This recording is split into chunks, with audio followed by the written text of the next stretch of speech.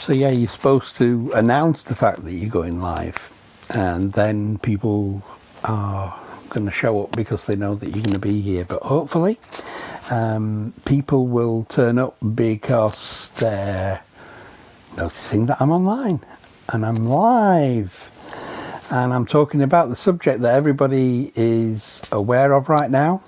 I'm talking about COVID-19. And I want to tell you something. Hi there, Bonnie. I'm going to wave to you. I'm going to tell you something from the Inspirational guy. Oh yeah, about why. The reason why I came on Facebook originally was to lift the doom and gloom from the media. The media is always full of, it sells newspapers, doesn't it? If you've got some really, oh, Tina Cook, right. I'm going to say hi, Tina. If you come on, if you look online, usually the media is giving you lots of negative stuff. They're giving you the earache, as my dad used to call it. Hi there, Dee Dee. Nice to see you. You're hearing. Oh, and Beer Singh's here as well. Hi there, Beer Singh. I'm going to give you a wave, Beer Singh. Let me just talk a little while, and I'll say hello to everybody in a bit. So, I came on Facebook originally to give an inspirational alternative message to the world.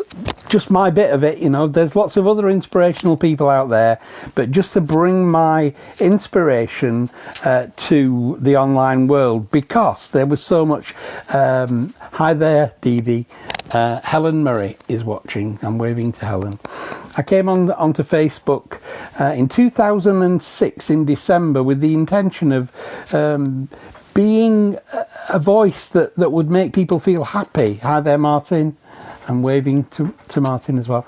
I came on Facebook to help people, lift people, inspire people, and originally I just used poetry from other people, William Wordsworth and Rudyard Kipling, and he makes exceedingly good cakes, apparently, according to the adverts. But I came on to just lift, to be an antithesis to the media. The media always wants to give you bad news, because bad news sells newspapers. It keeps you watching, and I want it to be an antidote. So for about 9 years seriously, since the inception of my group Be Inspired, which has now got 15,000 people in it, and lots of people contributing in that group every day. It's really great to see other people's commitment to that group and bringing their own inspiration, which is really what I wanted to do at the time. Bennett Marks and Damien Bishop. Hi there, Damien. So yeah, what I wanted to do right from the very beginning on Facebook was to lift people. And I've got to admit that for the last couple of weeks now, I've been in a very down place, a very fearful place, a very awkward place in my life, because that's who I am. I'm Mr. You know, in my own heart, even if you don't see me that way, I see myself as Mr. Inspiration. And yet I've been fearful. I've been down because of the COVID-19 situation. We're all on lockdown, and I'm feeling, and Hillary, I'm going to wave to Hillary. Hi there. Thanks for joining the broadcast. I decided that I wanted to hide away, to be frightened, to not be around whilst this was going on, and I got myself into a real state. I'm over 60. I'm overweight, and not as overweight as I used to be. And I'm taking a brown inhaler which has got steroid in it. So I've been really frightened that this disease is going to come and get me. And I've been hiding away, and I've just come to realise that fear isn't the route that I want to take in my life. I want to take the route of love, and I think that they're actually two sides to the same road. You know, you're either going towards fear or you're going towards love. Hi there, Thomas. I'm waving to you. So that's what I want to do now. I want to be what I always was, but even in this pandemic, in this world crisis that we're going through, I want to be a voice that lifts you. As many people who listen to me, Mustafa, nice to see you. And so my view on this is love to you, man, and love to you, Thomas, as well.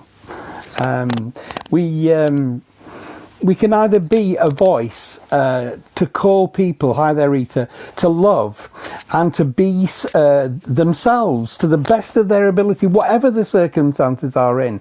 And to be careful, I'm not saying don't wear the PPE or the face mask and all that. I'm not saying just don't be bothered about the virus. Be aware of it, but don't let it rule your life. Don't let it be the thing that you think about. You know, I've been in my fear.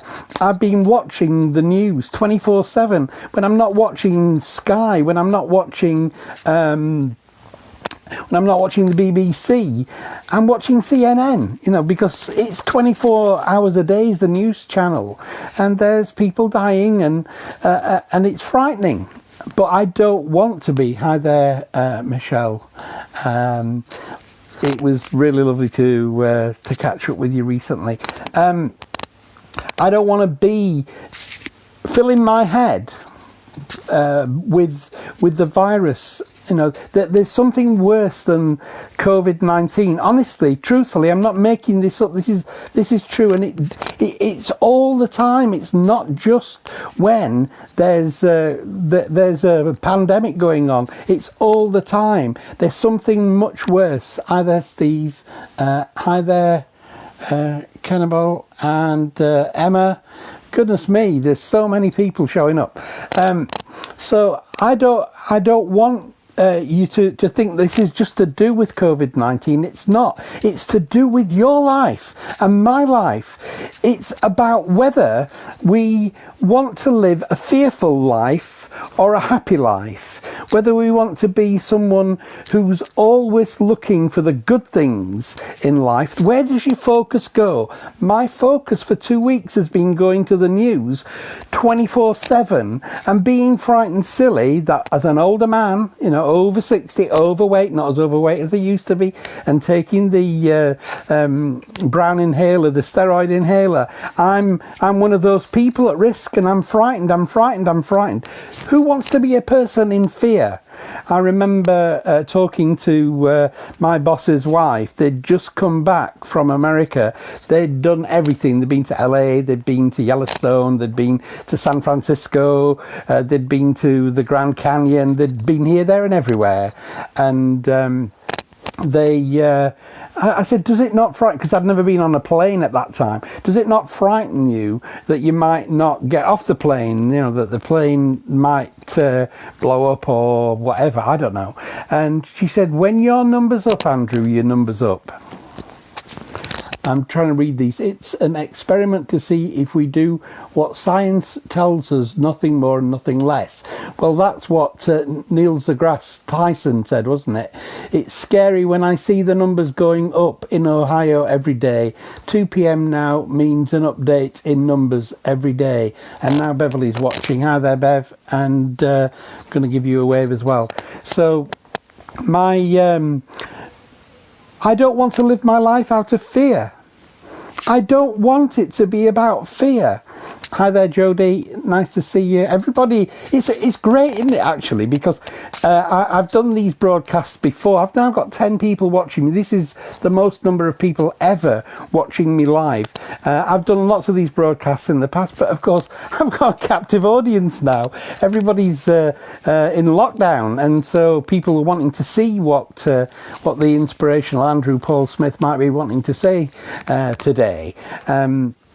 But I'm not just talking to the virus. I'm not just talking about the pandemic. I'm talking about your life normally. Your life, what's it about? Is it about fear? What might happen tomorrow? Horrible though it may be. You know, where's your focus going to be? Are you going to constantly be worried about what's going to happen next? Or are you going to face today with love? Hi there, Sadiq.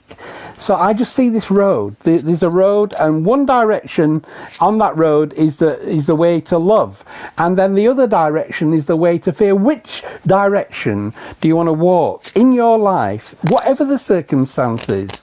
Heather Burton is watching. Hi there, Heather. I'm waving to you. Which way do you want to walk in your life? Do you want to walk towards fear or towards love? Those are the two opposites. You know, it's not love and hate, it's love and fear.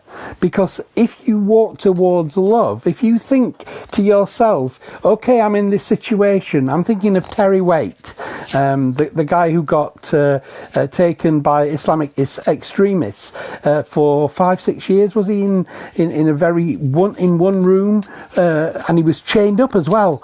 Hi there, Heather. She's saying hi, and I've got love from underline it exclamation mark it. So Terry Waite was captured in 1985. I think he got released in 1991. He came out with a message of love. What kept you going? It was my faith, he said. Christian guy, Terry Waite, and he came out and helped get John. Forgotten the guy's name. There were two others that were imprisoned around the same time with him, and he helped negotiate their release from this. But he found a way. There's a great book by Viktor Frankl, In Search of Meaning, and Viktor Frankl talks about living in the concentration camp in Nazi Germany and losing his family to the extermination camps. And how did he come through that? He chose to live. He chose to be alive. He chose to be loving and focusing in on, like many other people who survived the Holocaust. They made sure that they remained alive, so that at the end of it they could tell their story. They could let people know that must never ever happen again. Michelle says, send my love to your wife. Thank you, Michelle. Michelle was over in the UK many years ago now, and we both met up with her. So and it was a special occasion, wasn't it, Michelle? So yeah, we have a choice to make with our lives. Do we want to take the path to a very beautiful place, or do we want to live in fear? My love to you and your loved ones. Thank you, Sadiq. So yeah, the reason I came on today was to say there is an inspirational message in this lockdown. You know, I'm talking to people I've not spoken to for a very long time because they're around. But yeah, for 2 weeks, the first week I self-isolated, and this second week I've asked for time off work on holiday, and part of it is because my eldest daughter, who is living with us at the moment, she's had an operation recently, so she's recovering from that, and I didn't want her to be more likely to catch an infection. But really, I was frightened. I've got to say, I was frightened, and I don't want to be somebody who lives in fear.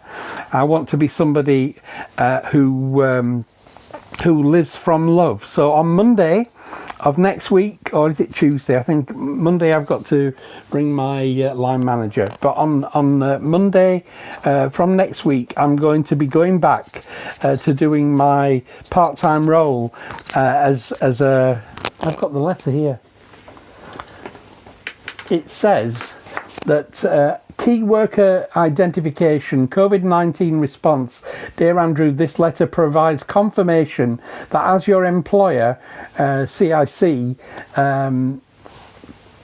recognises your role as a support worker to be classified as that of key worker in line with government guidance, and it gives you eligibility to request to continue to send your child or children to school, access to supermarkets at protected times, request to purchase goods on behalf of people you support, and request access to all public and private transport measures.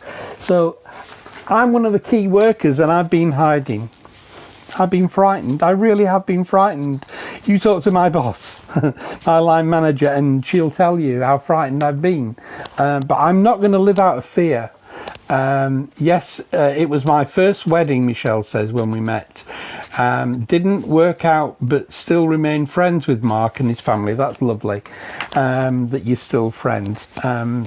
So yeah, I'm very privileged to have a job, and one that I can actually make a difference with, and I've been hiding, and I feel ashamed, but it is the truth. I've been very, very frightened.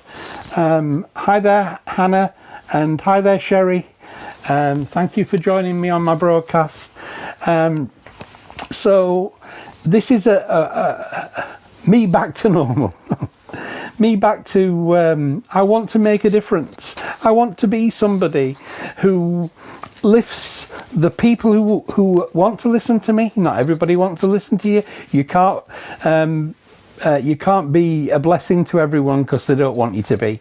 But I want to be. I was challenged today by well, it was yesterday actually. First of all, one of my, I have an eclectic gathering of friends, people from lots of different lifestyles, and people who have different views to me, but I try to accommodate them, or I try to make sense of who they are and make it part of me, because they've connected with me for some reason. I don't want to be somebody saying you're living your life wrong, you shouldn't be doing that.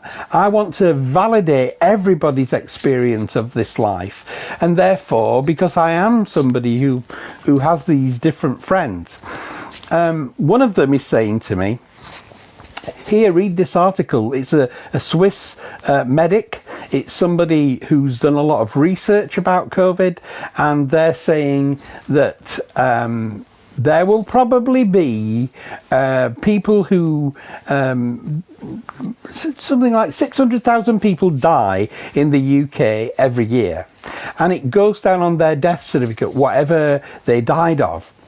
And a lot more death certificates have got COVID-19 written on them, not because that was the reason that they died because they were already ill.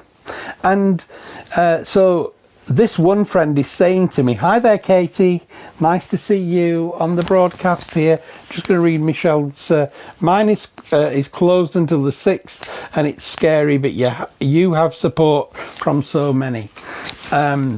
Well, I don't deserve that support yet, because I'm not at work until next week. I'm still in isolation out of fear. I'm going back out of love to work. But yeah, well, what this one friend's post on Facebook was saying was that as a Swiss doctor, using all these different slides, and you could click on the links, and he was saying that the real question is, okay, 600,000 people die in, I'm using the UK as my example, 600,000 people die every year in the UK. How many more people will die this year compared to other years? And that is actually the impact of COVID-19. It's not the fact that people who were going to die anyway have died, even though it might be a lot earlier, and it's an awful way to go. People struggling for breath. I think maybe I had COVID-19 at the beginning of the year. I've never struggled for breath like that in my life since I was a teenager. Oh no, before I was a teenager, when I had childhood asthma and I couldn't breathe. You know, it's a really awful panicky feeling. You know how you can hyperventilate? Well, you're not hyperventilating. It's like that because you can't get any air into your lungs because they're all bunged up. So I know exactly what it's like, and maybe I did have it at the beginning of the year, but because we're not testing, we don't know for sure. Eventually there'll be tests and maybe they'll say, yes, you already had it, Andrew. We've got somebody else. Sheena. Hi there, Sheena. I'm waving to Sheena. And she's saying, stay safe and healthy. And I certainly intend to do so. So, yeah, what I was saying about this article was that he was saying, when we look back over this period of time, we'll be thinking, how many people actually died over and above the normal expected number? And it's 600,000 people die every year in the UK. How many people over and above that will have died as a result of COVID? And it probably, he said, it probably won't be that many. Well, for me, that was faith. That was something that I could hang on to. In my fear, I could go to it and say, hey, that's great. And then another one of my friends was saying, it's all awful and the end of the world is nigh. So I thought the fact that it had given me some hope would give this other friend of mine some hope as well. And I was challenged. No, if you say it's so, if you say that it's not as bad as all that, I think it's a conspiracy theory to make people think that it's not as bad as it is when it actually is as bad as it is. But if you really believe that, Andrew, get out there to the hospital and fill in, go and do some work at the hospital. And I thought, well, actually, I do have that kind of role. It's with what's the word? Adults who were vulnerable adults, and I'm not doing it out of fear. Heather says, Charlie and her colleagues have been very scared. She works in a retail shop, but she has overcome that and focuses on the support of her colleagues. She now wears a mask to stop her accidentally touching, I can't read, it says Seymour, but I can't at the moment because the broadcast is taking it. So there are people out there. I'm not the only one that's frightened or was frightened. I am somebody who, I want to make a difference. I want to reach out in love. And that's what I am doing, from Monday. And in the meanwhile, you've got to put up with me. You're somebody who is watching this. I'm now looking. 15 people are watching the broadcast. I've never had that many people watch one of my broadcasts. But like I said, you're a captive audience. You're people who are stuck at home, and you're probably wanting somebody to say something that will actually make you feel better about your life. But isn't that the case every single day anyway? Don't you want to feel good about your life? It's what you focus on. This brain box is gathering information all the time, wants to know more. But you need to come from your heart. You need to come from your faith. You need to come from a place of love to actually create the life of your dreams. Don't focus on the media. Don't be unaware. We were in the office on September the 11th, 2001, getting on with our work. And I think it was within about 20 minutes of the first plane hitting the World Trade Center, somebody rang up and said, this has happened. And it was a total shock to us in the office. And then they rang back a few minutes later and said, and another plane's gone into the other one. If something, what I'm trying to illustrate here is, if there is something happening in the world, you will find out. Even if you're not watching the media, you will still find out what's happening. Somebody will come and tell you, somebody will phone you, somebody it's all over social media anyway. You'll find it there. But even if you didn't go on social media, you'd still get somebody, have you heard such and such a thing has happened? You've got to decide when that information comes. It could be frightening. This time it's been very, very frightening for a very, very lot. Just about the whole world has got this. That's why it's a pandemic, Andrew. Yes, but what you're going to do with that information when it comes to you? How are you going to change? How is it going to change your life? And is it going to change your life? Are you going to do anything any differently? Well, obviously, if you're being told you can't leave the house, you've got to do that. But in your thinking, will it change the way that you are? Will you stop being? This is what happened to me. This is why I've come on online now to tell you this. It changed me from being the inspirational guy that I've been doing that for years and years and years and years. I think that the most frightening thing for me was when I saw the Chancellor of the Exchequer, who has only recently got the job, but him and his party had spent, I think it was 6, 7, 8 weeks, telling people that socialism is a bad thing. He stood up. This is after he'd already done his budget and already made preparation for what was going to happen, what he saw was coming. He stood up and said, we're going to guarantee wages, 80% of wages for people who get laid off because of this. I thought, that's socialism. You're actually going to do the very thing that you were arguing against. That's when I got frightened. That's when I plummeted. I never ever thought I'd ever see the day when a conservative was going to say, let's do some socialist things. That's how frightenning it was. So I wanted to be here today to say, hey, look, this is your life. What are you going to do with it? Are you going to be frightened? Are you going to be somebody who rolls inside yourself? I'm not talking about being stuck in the house now. I'm talking about being stuck in your mind that there is a virus much more prevalent than COVID-19. That virus is the one of fear. And I'm still sat here, I don't know how long I've been on, probably about 20 minutes now. I want to get this across to as many people, because people are coming and going from the broadcasts all the time. I'm wanting to get this across to as many people as possible. There's a bigger fear than the fear of COVID-19, and that's the fear of life itself. You need to do what my boss's wife said to me many years ago.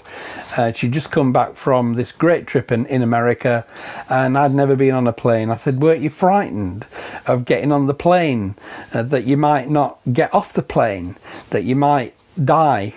No, it's a frightening thing to go up in the sky, isn't it? And she said, when your number's up, Andrew, your number's up. And I don't think my number's up. I think I've got a lot more to do. But if I'm wrong, at least I want to be the guy who sat here this afternoon and said to you all, and it's going to be in the Facebook annals of history, that life has got to be lived with love.